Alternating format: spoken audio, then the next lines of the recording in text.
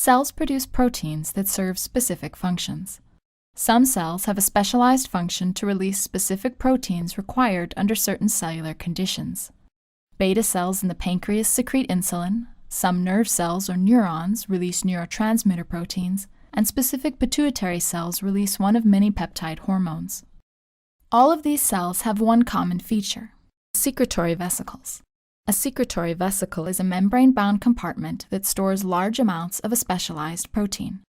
Looking into a pancreatic beta cell, you will find secretory vesicles filled with insulin, while in a nerve cell, the secretory vesicle may be filled with serotonin or another neurotransmitter protein.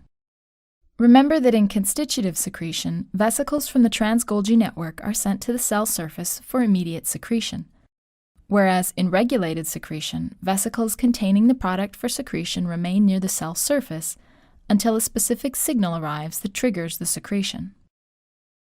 Here we see a pancreatic beta cell, one of the cell types found in the pancreas.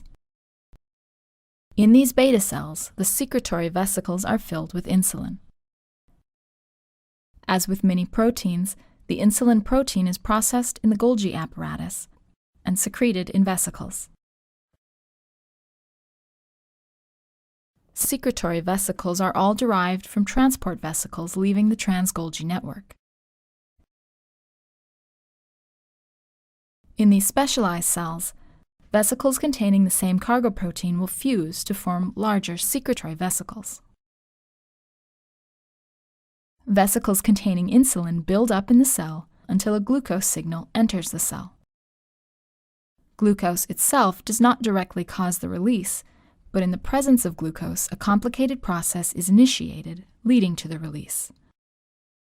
The key point is that the secretory vesicles containing high concentrations of insulin move to the plasma membrane at the cell surface and release the protein to neighboring blood capillaries.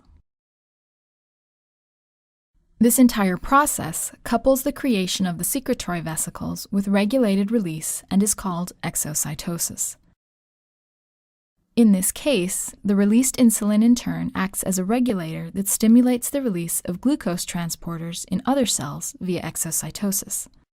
Collectively, this is a classic example of how different exocytosis events are coupled for the normal cellular and physiological function of an organism.